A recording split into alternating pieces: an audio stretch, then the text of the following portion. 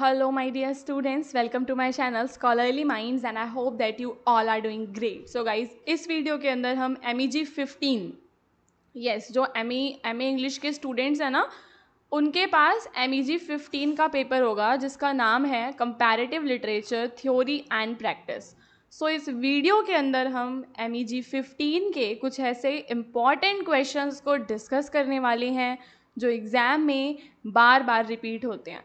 ये video specifically मैंने जून 2025 के एग्ज़ाम के लिए बनाई है। तो अगर आप अभी 16 जुलाई को MEG 15 का एग्ज़ाम देने वाले हैं तो इस वीडियो को पूरा एंड तक देखना। यहाँ पे मैं आपके मोस्ट इम्पॉर्टेंट क्वेश्चंस एकदम इजी लैंग्वेज में आप सभी को समझाने वाली हूँ। एंड एक और इम्पॉर्टेंट चीज़ गाइस कि मेरे पास, ठीक है, MEG 15 के unit wise notes plus MEG 15 का जो गेस्ट पेपर है वो अवेलेबल है। अगर आपको नोट्स या फिर गेस्ट पेपर परचेज करना है तो उसके लिए आप जो डिस्क्रिप्शन में हमारा व्हाट्सएप नंबर गिवन है, ठीक है, ये वाला, आप जो है इस वाले नंबर पे मेरी टीम को व्हाट्सएप पे कांटेक्ट कर सकते हैं। And notes and guest papers के बारे में जो भी आपको इन्फॉर्मेशन चाहिए आप इस नंबर से ले सकते हैं। डिस्क्रिप्शन में नंबर है, उसे कॉपी करके सेव करके आप व्हाट्सएप पे मैसेज कर दो, मेरी टीम आपको रिप्लाई कर देगी। MEG 15 का गेस्ट पेपर के अंदर ना आपको अराउंड 20 क्वेश्चंस मिलेंगे with their answers in detail, specifically exam point of view से।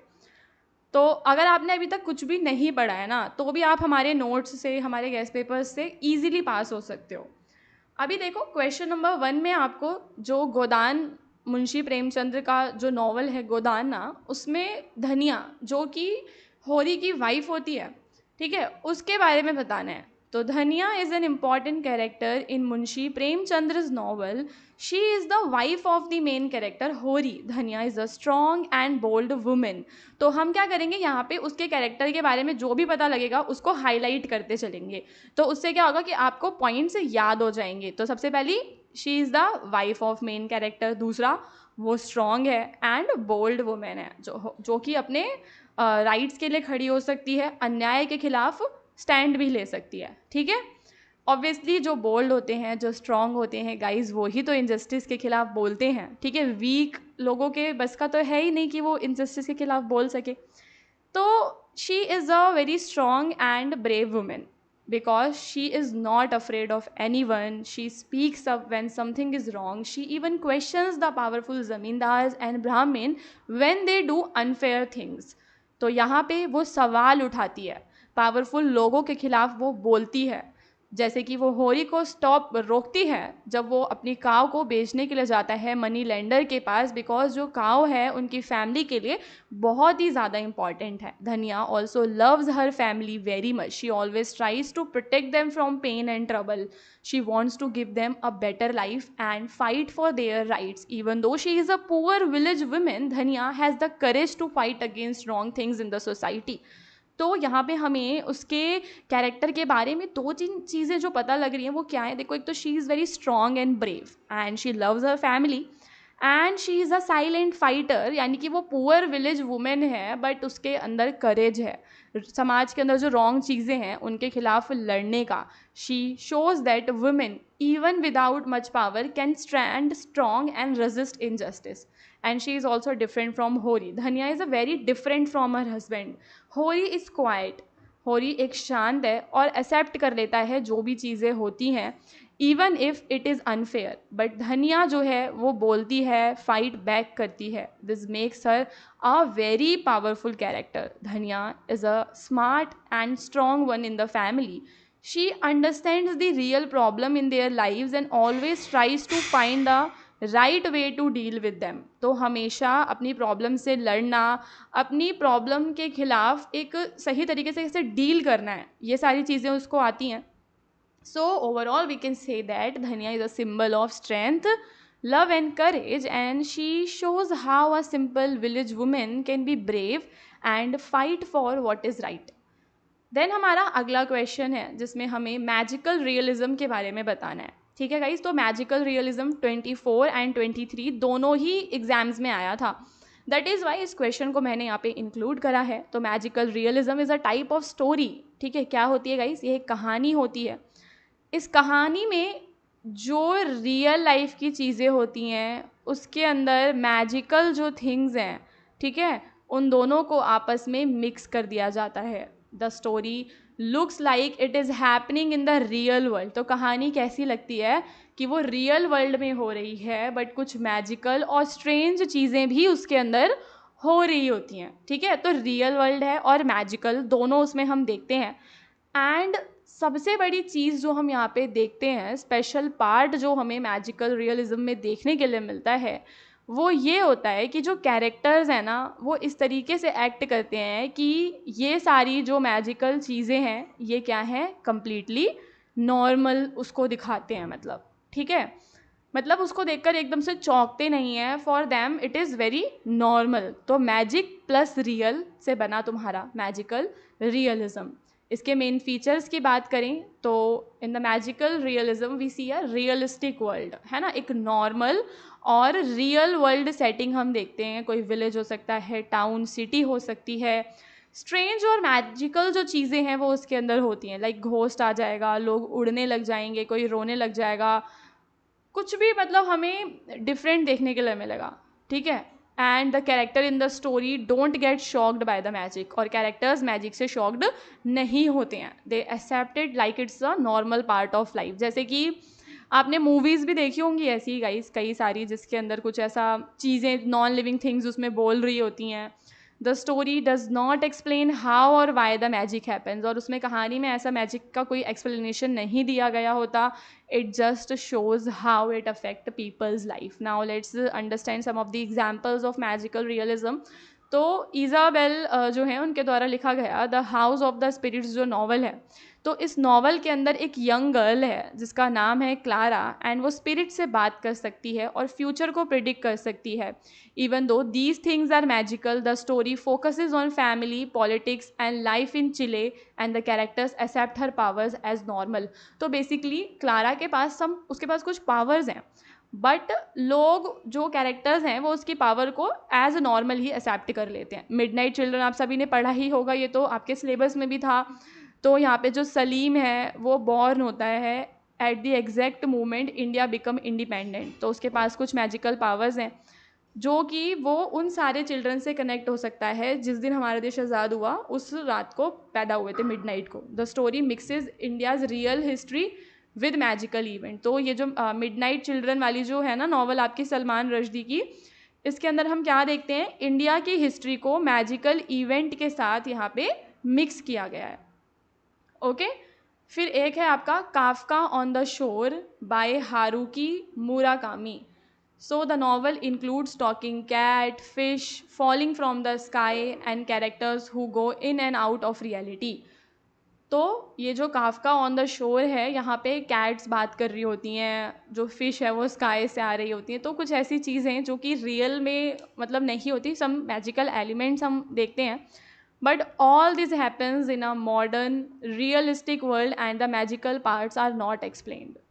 देन हमारा गाइज अगला क्वेश्चन है जहाँ पे आपको रोमांटिसिज्म के मेन फीचर्स को बताना है। रोमांटिसिज्म अगर आपने MEG 1 पढ़ा होगा तो उसके अंदर भी हमने रोमांटिसिज्म पढ़ा था ना। तो व्हाट इज़ रोमांटिसिज्म? तो it was a movement in art and literature that began around the late 18th century. ठीक है, तो 18वीं सदी के लास्ट टाइम पे इसकी शुरुआत होती है and continued into the mid-19th century. It was a reaction against the strict rules, logic and industrial lifestyle of that time. तो ये क्या था गाइस? देखो पहली चीज़ ये था एक मूवमेंट, दूसरा ये एक रिएक्शन था स्ट्रिक्ट लाइफस्टाइल के लिए, स्ट्रिक्ट रूल्स के लिए। यहाँ पे हम बात करेंगे रोमांटिसिज्म में जो पोएम्स हैं, जो कहानियाँ इस टाइम इस मूवमेंट के दौरान लिखी जाती हैं, उसके अंदर फीलिंग्स की बात होती है, नेचर की बात होती है, कुछ इस तरीके के जो एलिमेंट्स हैं ना उनको यहाँ पे एक्सप्रेस किया जाता है। अभी जब मैं इसके आपको की फीचर्स बताऊँगी तो आपको ये पूरा समझ में आ जाएगा कि रोमांटिसिज्म क्या है। तो रोमांटिसिज्म में फीलिंग्स को पहले रखा जाता है। Romanticism believed that emotions are more important than reason. क्या इन लोगों का विश्वास है कि जो हमारे इमोशंस होते हैं वो रीज़न से ज़्यादा इम्पॉर्टेंट होते हैं। ये लोगों को एनकरेज करता है to follow their hearts not just their mind. ठीक है, तो ये क्या करता है गाइज, लोगों को एनकरेज करता है कि वो अपने दिल की सुने, ना कि अपने दिमाग की। नेचर इसके अंदर, जैसे आप विलियम वर्ड्सवर्थ की पोएम्स वगैरह पढ़ते हो ना, तो उसमें आपको पता होगा कि वो नेचर को as a teacher, as a healer बताते हैं। तो जो रोमांटिक्स होते हैं ना, वो नेचर के अंदर वो ब्यूटी देखते हैं। ठीक है, they see beauty in the forest, rivers, mountains and even तूफान के अंदर भी वो लोग ब्यूटी देखते हैं। Nature was a place to escape from city life and machine. तो यहाँ पे उनके लिए जो नेचर है गाइज, वो क्या है, सिटी लाइफ से एस्केप करने का एक प्लेस है। बिकॉज जब लाइफ आपकी बहुत ही ज़्यादा हेक्टिक हो जाती है, लाइफ आपकी आर्टिफिशियल लगने लगती है आपको, आप सेम रूटीन से बोर हो जाते हो, देन यू सी नेचर कि आपको चाहिए कि आपको कोई हील करे। तो nature work as a greatest healer. Now जो रोमांटिक राइटर्स हैं और जो आर्टिस्ट हैं, वो बिलीव करते हैं in the power of dreams, creativity and fantasy. Imagination is very important then facts. तो रोमांटिक जो हमारे राइटर्स हैं, उनके लिए fact are not important, imagination is very important. Individual की जो चॉइसेस होती हैं, क्योंकि जो रोमांटिसिज्म है वो सेलिब्रेट करता है importance of each persons inner world, उसके थॉट्स, उसकी फीलिंग्स को, उसके एक्सपीरियंसेस को। ये फ्रीडम को एंड सेल्फ एक्सप्रेशन को क्या करता है guys, freedom and self expression को प्रमोट करता है। Romantics love stories of ghost, magic and dreams की कहानियाँ, एंशंट मिथ हम देखते हैं। These were not just for fun but were ways to explore the unknown and emotional sides of life. ठीक है, तो लाइफ की अननोन साइड, लाइफ की इमोशनल जो साइड है, उसको एक्सप्लोर करने का बस क्या है, ये एक तरीका है। So instead of writing only about Kings and heroes, romantic writers focused on farmers, villagers and poor people.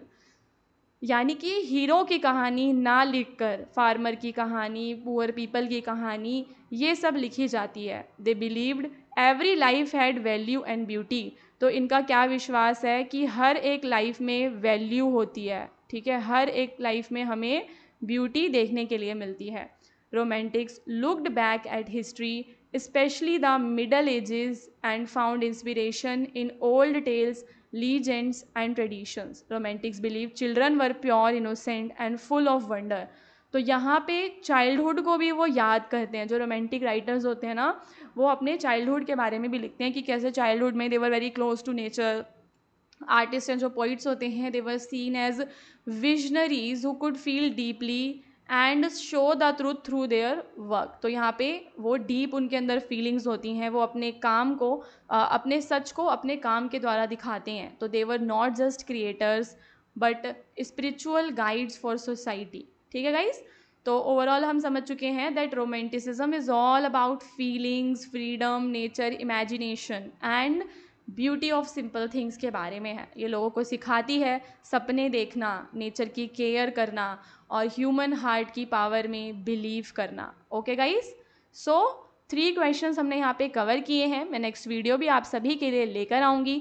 जब तक के लिए आप चाहें तो आप हमारे नोट्स को प्लस हमारे गेस्ट पेपर्स को डिस्क्रिप्शन में दिए हुए नंबर से परचेज कर सकते हैं एंड अपनी स्टडीज़ को आगे फर्दर स्टार्ट कर सकते हैं, ताकि आपका सिलेबस कंप्लीट हो जाए। सिलेबस तो देखो नहीं हो पाएगा बिकॉज बहुत ही ज़्यादा लेंदी है, बट आपको क्या करना है ना कि मोस्ट ऑफ द जो टॉपिक्स हैं, प्रीवियस ईयर के जो रिपीटेड टॉपिक्स हैं, आप उनको कर सकते हो। यही एक अप्रोच है। अब लास्ट मिनट पे और आप क्या ही करोगे।